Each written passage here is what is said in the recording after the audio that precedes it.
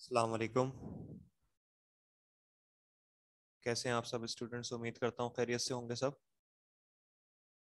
बेटा, आज की क्लास में केमिस्ट्री हम डिस्कस कर रहे हैं और आज जो हम डिस्कस करेंगे वो है हमारे पास chapter number 1, fundamentals of chemistry. हम ये चैप्टर अपनी कुछ प्रीवियस क्लासेस में डिस्कस कर कर आए हैं, जिसमें हमने कई सारे टॉपिक डिस्कस किए, जिसमें केमिस्ट्री की डेफिनेशन है, ब्रांचेस हैं केमिस्ट्री की, इसके अलावा कंट्रीब्यूशन ऑफ साइंटिस्ट हैं। इसके अलावा हमने कुछ इंपॉर्टेंट डेफिनेशंस डिस्कस की हैं इस चैप्टर में, केमिकल कॉम्बिनेशंस डिस्कस किए हैं और उससे रिलेटेड न्यूमेरिकल्स को डिस्कस किया है। And then chemical equation balancing हम इस चैप्टर में पढ़कर आ चुके हैं। तो आज की क्लास में हम चैप्टर नंबर 1 जो है हमारा फंडामेंटल्स ऑफ केमिस्ट्री, उसके multiple choice questions means MCQs discuss करेंगे। ठीक है, जो तमाम टॉपिक्स हम डिस्कस कर कर आ चुके हैं उन्हीं तमाम टॉपिक के आज हम मल्टीपल चॉइस क्वेश्चंस डिस्कस करने वाले हैं। ओके बेटा, तो जैसा कि मैंने बताया आपको कि आज की क्लास में हम वो तमाम जो टॉपिक्स हम फंडामेंटल्स ऑफ केमिस्ट्री के डिस्कस कर कर आए हैं उनसे रिलेटेड हम मल्टीपल चॉइस क्वेश्चंस को आज की क्लास में डिस्कस करेंगे। ठीक है, तो चलिए स्टार्ट करते हैं अपने एमसीक्यूज को और देखते हैं कि अभी तक हमने क्या क्या चीज़ें पढ़ी और हमें कितना समझ आया है। चलिए जी, बात करते हैं सबसे पहले फर्स्ट एमसीक्यू की, that is the branch of chemistry which deals with hydrocarbons. पूछा जा रहा है कि एक ऐसी ब्रांच केमिस्ट्री की जो हाइड्रोकार्बन्स को डील करती है, मतलब जिसमें हम स्टडी करते हैं हाइड्रोकार्बन्स को, तो वो कौन सी ब्रांच कहलाती है? And the options are industrial chemistry, organic chemistry, inorganic chemistry and physical chemistry. तो ये चार हमारे पास जो है वो ऑप्शंस मौजूद हैं, जिसमें हमें बताना है कि केमिस्ट्री की कौन सी ब्रांच जो है वो हाइड्रोकार्बन पर डील करती है, हाइड्रोकार्बन को स्टडी करती है। हम ये काफ़ी सारी ब्रांचेस हमने केमिस्ट्री की डिस्कस की हैं, जिसमें हमारे सिलेबस में हमने तकरीबन 10 to 12 ब्रांचेस को स्टडी किया था। और ये बात हम जानते हैं कि ऐसी ब्रांच केमिस्ट्री की जो डील करे हाइड्रोकार्बन पर, मतलब जब हम ऐसे मैटर को स्टडी करें जो हाइड्रोकार्बन से रिलेट करते हैं वो तमाम सब्सटेंसेस, तो इसका मतलब this branch is called organic chemistry. Organic chemistry एक ऐसी ब्रांच है केमिस्ट्री की जिसमें हम डिस्कस क्या करते हैं, carbon, hydrocarbon and their derivatives को। तो ये पूरी डेफिनेशंस हम डिस्कस कर कर आ चुके हैं। तो ऑर्गेनिक केमिस्ट्री एक ऐसी ब्रांच होती है केमिस्ट्री की जिसमें किसको डिस्कस किया जाता है, किसको स्टडी किया जाता है, किसको डील किया जाता है, हाइड्रोकार्बन को। ठीक है, आई होप इसमें कोई कंफ्यूजन नहीं होगी आपको, बहुत इजी एमसीक्यू था, सबको अच्छे तरीके से समझ आ गया होगा ये।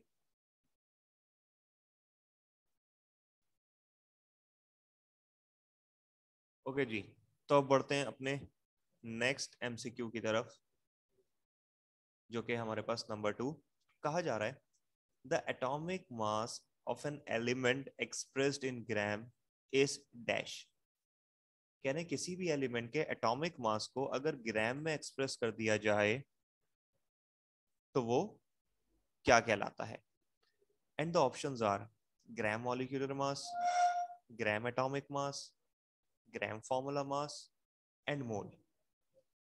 अब ये जो तमाम ऑप्शंस हमारे पास मौजूद हैं, ये तमाम ऑप्शंस हम डिस्कस कर कर आ चुके हैं क्लास में कि ग्राम फार्मूला मास क्या होता है, ग्राम एटॉमिक मास क्या होता है, ग्राम फार्मूला मास किसे कहते हैं और मोल किसे कहते हैं।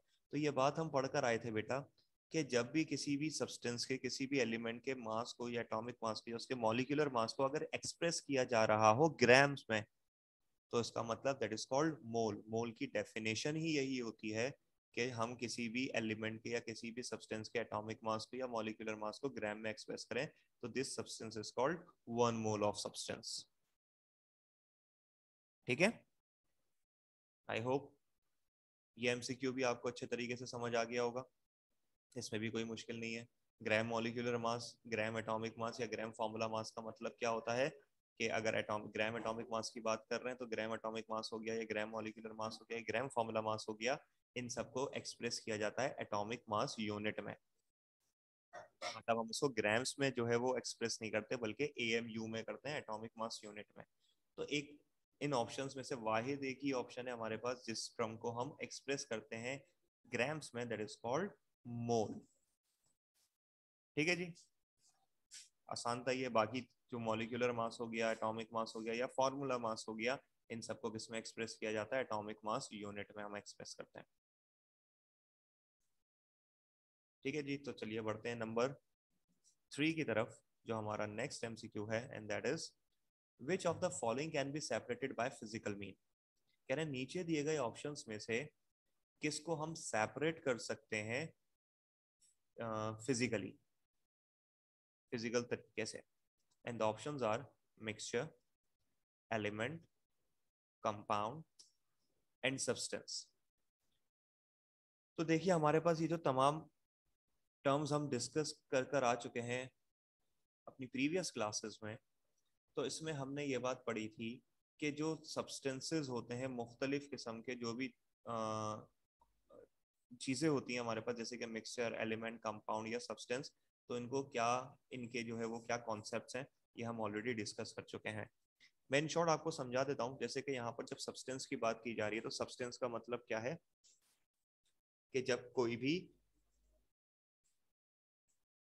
चीज हमारे पास जब प्योर फॉर्म में होती है, जैसे कि लाइक NaCl, सोडियम क्लोराइड, जब ये प्योर फॉर्म में होती है तो उसका मतलब हम उसको क्या कहते हैं, सब्सटेंस कहते हैं। मतलब जब कोई दो या दो से ज्यादा एटम एक दूसरे के साथ केमिकली कंबाइन होते हैं तो उसके नतीजे में कंपाउंड बनते हैं। और जब वो कंपाउंड जो है वो प्योर हालत में हो तो उसको हम सब्सटेंस कहते हैं, चाहे वो एलिमेंट हो सकते हैं या वो कंपाउंड भी हो सकते हैं। ठीक है, फिर हमने एक और बात डिस्कस की थी कि मिक्सचर और कंपाउंड में क्या डिफरेंस है, और इसका एक मेन डिफरेंस हम पढ़कर आए थे कि मिक्सचर और कंपाउंड का मतलब क्या है, कि कंपाउंड बनते कब है, जब टू और more atoms of an elements combine each other. जब कोई दो या दो से ज्यादा एलिमेंट्स एक दूसरे के साथ केमिकली कंबाइन हो जाते हैं तो उसके नतीजे में बनते हैं कंपाउंड्स, जबकि मिक्सचर में ऐसा नहीं होता। तो इसका मतलब क्या होता है, मिक्सचर में कोई भी दो सब्सटेंसेस एक दूसरे के साथ मिक्स हो सकते हैं बाय फिजिकल मीन, तो इसका मतलब कि हम उसको सेपरेट भी कर सकते हैं फिजिकली उस सब्सटेंस को।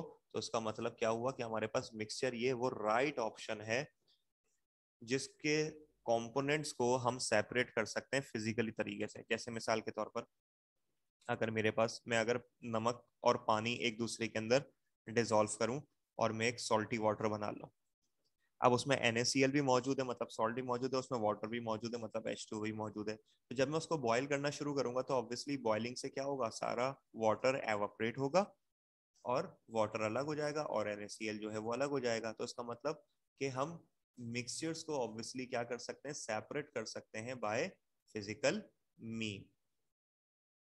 ठीक है जी, आई होप इस MCQ में भी किसी को कोई कंफ्यूजन नहीं होगी।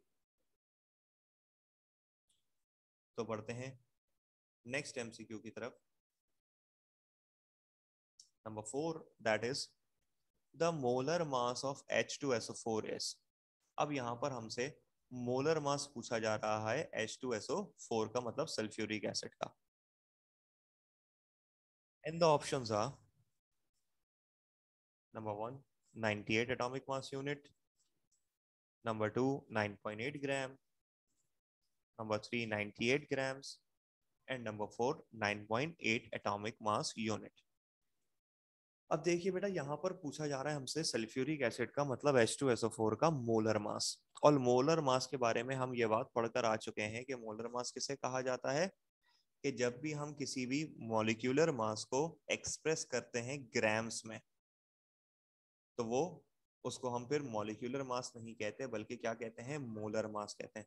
The sum of all atomic masses expressed in grams is called molar मास।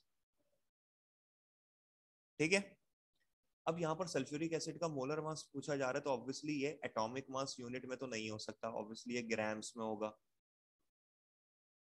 अब ग्राम्स में होगा तो उसका मतलब 9.8 या फिर 98 ग्राम्स हो सकते हैं। अब यहाँ पर H2SO4 जो हमारे पास सब्सटेंस मौजूद है, जो हमारे पास यहाँ पर सल्फ्यूरिक एसिड मौजूद है, अब इसमें मौजूद तमाम एलिमेंट्स के एटॉमिक मासेस का जो सम किया जाएगा वो बनेगा ग्राम्स में मोलर मास। अब वो है क्या, ध्यान से देखिए। ये जो H2SO4 की हम बात कर रहे हैं, इस H2SO4 में हमारे पास 2 हाइड्रोजन है, 1 सल्फर है और 4 एटम्स ऑफ ऑक्सीजन मौजूद है। तो मैं इसको लिख सकता हूँ इस तरीके से कि हाइड्रोजन 2 है, सल्फर 1 है और ऑक्सीजन 4 है। और इन तमाम एटम्स के जो एटॉमिक मासेस होंगे उनको सम करना है, मतलब उनको टोटल करना है, तो मैंने इन सबको आपस में प्लस कर लिया। ठीक है, अब क्या करना है आपने, देखिए यहाँ पर जिस तरह से हमने मॉलिक्यूलर मास मालूम करना सीखा था किसी भी सब्सटेंस का, बिल्कुल वही काम कर रहे हैं हम यहाँ पर। 2 तो एज इट इज, हाइड्रोजन का एटॉमिक मास कितना होता है 1, सल्फर का एटॉमिक मास 32 एंड ऑक्सीजन का एटॉमिक मास 16। तो ये सब अपने नंबर ऑफ एटम से मल्टीप्लाई हो जाएंगे एटॉमिक मासेस। जब हम मल्टीप्लाई करेंगे इसको तो क्या हो जाएगा हमारे पास, 2 1 2, 32 1 32 एंड 4 16 64। और इन सबको आपस में हमने ऐड करना है। तो ऐड करने पर हमारे पास क्या वैल्यू आ जाएगी बेटा 98। और ऑब्वियसली जो 98 आया हमारे पास, अगर मैं मोलर मास की बात कर रहा हूँ तो ये एक्सप्रेस किया जाएगा ग्राम्स में। तो इसका मतलब 98 grams is the molar mass of H2SO4। ठीक है, अगर मॉलिक्यूलर मास पूछा जाता यहाँ पर तो फिर 98 एटॉमिक मास यूनिट होता। आई होप मेरी ये बात सबको क्लियर हो रही होगी कि जब भी मोलर मास पूछा जाएगा तो वो एक्सप्रेस किस में करना है आपने, ग्राम्स में। और अगर आपसे मॉलिक्यूलर मास या फॉर्मूला मास पूछा जाता तो फिर आप उसको किस में एक्सप्रेस करते, एटॉमिक मास यूनिट में। तो और दोनों में होता क्या है, the sum of all atomic masses. ठीक है जी, चलिए जी, तो अब बढ़ते हैं अपने नेक्स्ट एमसीक्यू की तरफ जल्दी से। नेक्स्ट है हमारे पास बेटा नंबर 5, कह रहे हैं the molecule consist of 2 atoms is dash. कि ऐसा मॉलिक्यूल जो 2 एटम्स पर कंसिस्ट करता है उसको क्या कहा जाता है। And the options are monoatomic molecule, polyatomic molecule, heteroatomic molecule या डायटॉमिक मॉलिक्यूल। तो ये भी हम पढ़कर आ चुके हैं कि मॉलिक्यूल्स के हमारे पास जो टाइप्स हैं उसमें कई तरह के मॉलिक्यूल्स होते हैं, जैसे कि monoatomic molecule, polyatomic molecule, heteroatomic molecule, diatomic molecule, इसमें होमोएटॉमिक मॉलिक्यूल भी होता है, वगैरह वगैरह। तो अब यहाँ पर देखिए, मोनो एटॉमिक मॉलिक्यूल का मतलब मैं दोबारा से बता देता हूँ कि मोनो का मतलब होता है 1, एक के लिए इस्तेमाल करते हैं। तो मोनो एटॉमिक मॉलिक्यूल जिसमें एक एटम हो। पॉली एटॉमिक, पॉली कहते हैं जिसमें कई सारे, दो मतलब 3 या 3 से ज्यादा एलिमेंट जब एटम जब मौजूद होंगे तो उसके लिए हम इस्तेमाल करते हैं वर्ड पॉली। तो पॉली एटॉमिक मॉलिक्यूल जिसमें बहुत सारे मैनी मॉलिक्यूल्स जो है वो मौजूद हों, बहुत सारे एटम्स जो है वो मौजूद हों उस मॉलिक्यूल में। हेटेरोटॉमिक कहते हैं डिफरेंट एलिमेंट्स के एटम को, 2 एटम ऐसे हों जो डिफरेंट हो। और डायटॉमिक में डाई का मतलब क्या होता है 2। तो इसका मतलब हमसे पूछा जा रहा है the molecule consist of 2 atom is called. तो ऑब्वियसली जिस ऐसा है मॉलिक्यूल जिसमें 2 एटम मौजूद होंगे उसको क्या कहा जाएगा, डाई एटॉमिक, क्योंकि डाई का मतलब ही क्या होता है 2। डायटॉमिक मतलब ऐसा मॉलिक्यूल जो 2 एटम्स पर कंसिस्ट करता हो उसको हम कहते हैं डायटॉमिक मॉलिक्यूल। 3 होते हैं, अगर एक एटम होता मिसाल के तौर पर तो एक एटम के लिए हम क्या कहते हैं उसको, मोनोएटॉमिक मॉलिक्यूल। 2 एटम होंगे तो डायटॉमिक मॉलिक्यूल, 3 होंगे तो ट्राइएटॉमिक मॉलिक्यूल, और उससे ज्यादा होंगे तो उसको कहेंगे पॉलीएटॉमिक मॉलिक्यूल। ठीक है, सेम होंगे तो इसका मतलब हेटेरोएटॉमिक, सेम होंगे तो होमोएटॉमिक, डिफरेंट होंगे तो हेटेरोएटॉमिक। ठीक है, तो आपको अच्छे तरीके से समझ में आ गई ये बात। तो आगे बढ़ते हैं अपने नेक्स्ट एमसीक्यू की तरफ। तो इसका राइट ऑप्शन है हमारे पास 2 एटॉमिक मॉलिक्यूल्स। 2 एटॉमिक मॉलिक्यूल का मतलब क्या होता है, diatomic molecule. And the next is number 6, कह रहे हैं a formula that indicate actual number and type of atoms in a molecule is called। कह रहे हैं एक ऐसा फॉर्मूला जिसमें एक्चुअल नंबर ऑफ एटम्स और टाइप्स जो है वो इंडिकेट की जा रही हो, उन मॉलिक्यूल्स को क्या कहा जाता है, उस ऐसे फॉर्मूला को क्या कहा जाता है। And the options are chemical formula, empirical formula, molecular formula and formula mass. तो ये बात भी हम बेटा पढ़कर आ चुके हैं कि जब हम किसी भी सब्सटेंस के केमिकल फॉर्मूला की बात करते हैं, किसी भी कंपाउंड के या किसी भी मॉलिक्यूल के केमिकल फॉर्मूला की बात करते हैं, तो there are two types of formula, empirical formula and molecular formula. Empirical formula show करता है किसी भी मॉलिक्यूल में मौजूद रिलेटिव नंबर ऑफ एटम्स को, जिसमें हम रेशियो के हिसाब से बात करते हैं। और मॉलिक्यूलर फॉर्मूला एक ऐसे फॉर्मूला को कहा जाता है किसी भी मॉलिक्यूल के जिसमें एक्चुअल नंबर ऑफ एटम्स बताए जाएं। तो इसका मतलब यहाँ पर पूछा जा रहा है कि ऐसा फॉर्मूला जिसमें actual number and types of atom बताई जाए किसी भी मॉलिक्यूल की, तो उसको क्या कहा जाएगा? तो obviously the right option is molecular formula. ठीक है जी, इसमें भी कोई मुश्किल बात नहीं थी, बहुत इजी एमसीक्यू था। आगे बढ़ते हैं नेक्स्ट पर, एंड दैट इज नंबर 7। कह रहे हैं अब कंट्रीब्यूशन से रिलेटेड बात आ गई है यहाँ पर। कह रहे हैं ethyl alcohol was prepared by, किसने सबसे पहले जो है वो इथाइल अल्कोहल को प्रिपेयर किया था? And the options are Ibn Sina, al Razi, al Biruni और Jabir Ibn Hayyan. And the right option is, यहाँ पर हम कंट्रीब्यूशन डिस्कस की थी हमने काफी सारे साइंटिस्ट की, जिसमें ग्रीक साइंटिस्ट भी मौजूद थे, मुस्लिम साइंटिस्ट भी मौजूद थे और मॉडर्न साइंटिस्ट भी मौजूद थे। तो इथाइल अल्कोहल को सबसे पहले प्रिपेयर करने वाले जो साइंटिस्ट थे दैट इज अल राजी। और ये अल राजी की कंट्रीब्यूशन में हमने पढ़ा था कि he prepared ethyl alcohol by fermentation process. तो अल राजी वो पहले साइंटिस्ट थे जिन्होंने इथाइल अल्कोहल को प्रिपेयर किया। तो ये भी कोई इतना मुश्किल जो है वो एमसीक्यू नहीं है, बहुत ईजी है, सबको अच्छे तरीके से समझ में आ गया होगा। ठीक है जी, तो आगे बढ़ते हैं नेक्स्ट एमसीक्यू की तरफ,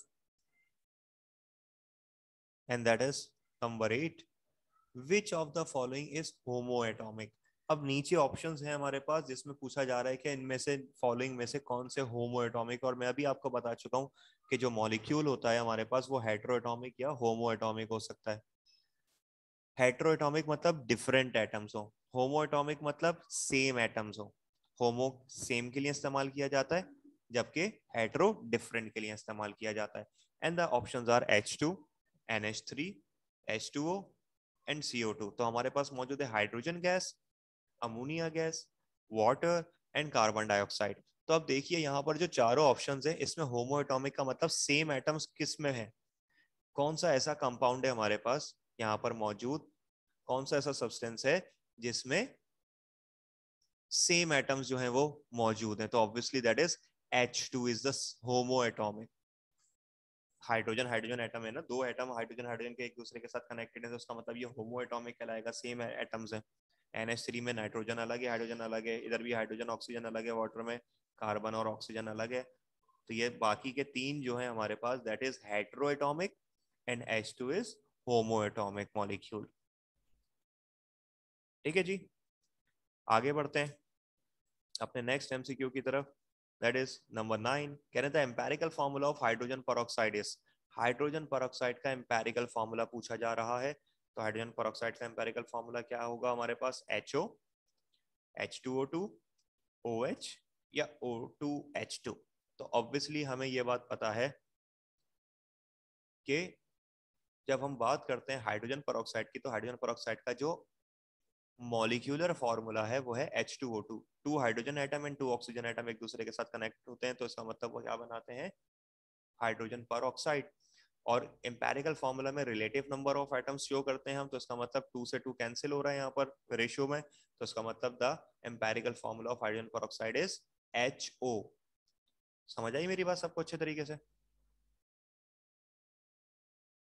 ओके जी, तो बढ़ते हैं अपने नेक्स्ट एमसीक्यू की तरफ, नंबर 10, जिसमें क्या कहा जा रहा है? कह रहे हैं a piece of matter in pure form is term as. ये बात मैं अभी कई दफा बता चुका हूँ, अभी आज के लेक्चर में भी मैंने आपको बताई है कि कह रहे हैं कि जब भी कोई हमारे पास मैटर प्योर हालत में होता है तो उसको क्या कहा जाता है? प्योर फॉर्म में। अ पीस ऑफ मैटर, कोई भी मैटर का पीस अगर प्योर फॉर्म में है तो उसको क्या कहेंगे हम बेटा? That is called substance. Substance का मतलब ही क्या होता है? प्योर हालत में होना। समझ आ रही है मेरी बात? Not compound. कंपाउंड का मतलब होता है हमारे पास, कंपाउंड भी सब्सटेंस होते हैं, compound is also called substance. तो कंपाउंड सब्सटेंस कब कहलाएगा? जब वो प्योर हालत में होगा। तो सब्सटेंस का टर्म हम कब यूज करते हैं?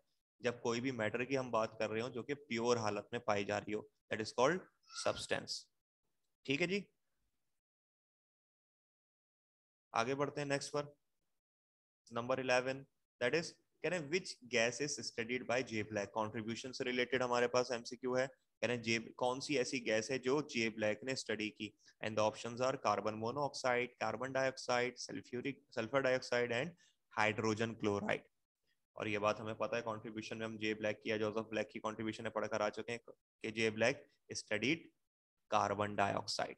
CO2 जो है वो स्टडी किया किसने, जे ब्लैक ने सबसे पहले। ये जे ब्लैक की कंट्रीब्यूशन में हम पढ़कर आ चुके थे और मैंने आपको उस वक्त भी बताया था कि ये इंपॉर्टेंट कंट्रीब्यूशन है जो हमारे पास पास्ट पेपर में भी कई दफा पूछी जा चुकी हैं। ठीक है, आगे बढ़ते हैं अपने नेक्स्ट एमसीक्यू की तरफ, जो कि है नंबर 12। कह रहे who discovered the periodic arrangement of element. वो कौन है पहले साइंटिस्ट जिन्होंने पीरियोडिक अरेंजमेंट एलिमेंट की डिस्कवर की। And the options are Berzelius, John Dalton, मैनलीफ या Faraday. And the right option is मैनलीफ। मैनलीफ वो पहले साइंटिस्ट थे जिन्होंने पीरियोडिक अरेंजमेंट एलिमेंट्स की डिस्कवर की। ब्रिजिलियस की जब बात होती तो ब्रिजिलियस की कंट्रीब्यूशन क्या थी कि इन्होंने सिंबल्स और केमिकल फॉर्मूला बताए एलिमेंट्स के। जॉन डेल्टन ने एटॉमिक थ्योरी पेश की और फैराडे की स्टडी इलेक्ट्रोलाइसिस पर या इलेक्ट्रोकेमिस्ट्री पर थी। तो मैनलीफ वो पहले साइंटिस्ट है जिन्होंने periodic arrangement of element discover की। ठीक है बेटा, बहुत इजी एमसीक्यू था ये भी, अगर हमें याद होता अच्छे तरीके से तो। नेक्स्ट की तरफ बढ़ते हैं, number 13 and that is Scheele discovered dash gas. कि शैले ने कौन सी गैस को डिस्कवर किया। एंड द ऑप्शंस आर क्लोरीन, फ्लोरीन, आयोडीन या ऑक्सीजन। तो ऑब्वियसली शैले की डिस्कवरी क्या है हमारे पास, कि शैले ने कौन सी गैस को डिस्कवर किया, क्लोरीन को। तो chlorine is discovered by Scheele. ये भी कंट्रीब्यूशन थी हमारे पास शैले की जो कि इंपॉर्टेंट है, ये भी पास्ट पेपर्स में पूछा जा चुका है ये एमसीक्यू। आगे बढ़ते हैं नेक्स्ट पर, number 14 that is can a Greek philosopher introduce the concept of dash elements on the earth. Can a Greek philosophers की जब हम बात कर रहे थे तो उसमें जो एलिमेंट जो मौजूद हैं अर्थ पर, कितने एलिमेंट मौजूद हैं अर्थ पर, ये कॉन्सेप्ट जो ग्रीक फिलोसोफर ने हमें दिया था वो क्या था। कितने एलिमेंट से जो हमारी अर्थ जो है वो कंसिस्ट है। Options are 3, 4, 5 and 6 and the right option is 4। Greek philosopher जिनका नाम क्या था, एरिस्टटल। एरिस्टटल वो पहले ग्रीक फिलोसोफर थे जिन्होंने इंट्रोड्यूस किया था कॉन्सेप्ट एलिमेंट का अर्थ पर, और उन्होंने बताया था कि हमारी अर्थ पर जो है वो 4 एलिमेंट्स मौजूद हैं, जिनमें उन्होंने कहा था कि fire, earth, water and air. तो ये चार का जो कॉन्सेप्ट, 4 एलिमेंट का जो कॉन्सेप्ट है हमारी अर्थ पर, ये सबसे पहले जिस ग्रीक फिलोसोफर ने दिया था उनका नाम एरिस्टटल था। तो ऑप्शंस में आ जाएगा हमारे पास कितने एलिमेंट्स इंट्रोड्यूस करवाए उन्होंने ये कॉन्सेप्ट में, 4। ठीक है जी, ये भी आसान था। आगे बढ़ते हैं नेक्स्ट की तरफ, number 15 that is oxygen gas was discovered bye. अब पूछा जा रहा है ऑक्सीजन गैस को किसने डिस्कवर किया। तो ये भी कंट्रीब्यूशन में हम पढ़कर आ चुके हैं। जे ब्लैक है, प्रेस्ली है, शैले हैं या कैवेंडिश है। तो obviously the right option is Priestley. J Priestley वो साइंटिस्ट हैं जिन्होंने ऑक्सीजन गैस को डिस्कवर किया। जे ब्लैक ने कार्बन डाइऑक्साइड पे काम किया था, शैले ने क्लोरीन पे काम किया था और कैवेंडिश ने हाइड्रोजन गैस पे इंट्रोड्यूस करवाया था, हाइड्रोजन गैस को डिस्कवर किया था। तो the right option is oxygen gas was discovered by J Priestley. ठीक है जी, ये भी बहुत इजी एमसीक्यू था। आगे बढ़ते हैं नंबर 16 पर। कहा जा रहा है air contains about 21% of this gas by volume. कह रहे जो एयर है, जो हमारी सराउंडिंग्स में हवा है, 21% वो कौन सी गैस पर कंटेन करती है। मतलब हमारी एयर में कौन सी गैस ऐसी है जो 21% मौजूद है वॉल्यूम के हिसाब से। And options are hydrogen gas, chlorine gas, oxygen gas या nitrogen gas. And the right option is oxygen gas. O2 consist air consist 21% of oxygen gas. और ये बात हमें पता है कि ऑक्सीजन हमारी जो एयर है उसमें 21% ऑक्सीजन गैस की मिकदार मौजूद है। 78% नाइट्रोजन गैस की मिकदार मौजूद है, और ये जो 21% जो एयर में ऑक्सीजन गैस मौजूद है, इस बात को सबसे पहले जो डिस्कवर किया था वो लिवाइजर ने किया था, जिसमें उन्होंने बताया था कि हमारा एयर जो है वो उसका ऑक्सीजन जो है वो 1/5 है एयर का। ये कंट्रीब्यूशन हम पढ़कर आए थे लिवाइजर की कंट्रीब्यूशन में। ठीक है जी, आगे बढ़ते हैं अपने नेक्स्ट। बल्कि यहाँ पे हमारे जो है वो सारे एमसीक्यूज जो इंपॉर्टेंट थे वो एंड हो चुके। तो बेटा आज की जो क्लास में हमने तमाम एमसीक्यूज डिस्कस किए, तकरीबन 16 एमसीक्यूज, वो सबको अच्छे तरीके से समझ में आ गए? कोई भी ऐसी बात उसमें जो किसी को कंफ्यूज कर रही हो? ये वो तमाम एमसीक्यूज हैं जो हमारे पास पेपर्स में आ चुके हैं और आने वाले पेपर्स के लिए भी इम्पोर्टेंट हो सकते हैं। तो सबको अच्छे तरीके से समझ में आ चुका कि किस तरीके से जो है वो एमसीक्यूज को परफॉर्म करना है, किस तरह से जो है वो एमसीक्यूज पूछे जा सकते हैं पेपर में वगैरह वगैरह। ठीक है जी, तो इसको अच्छे तरीके से यहीं तक रखते हैं आज हम। तो बाकी फिर नेक्स्ट क्लास में इंशाल्लाह डिस्कस करेंगे। आज की क्लास को इतना ही रखते हैं। अल्लाह हाफिज।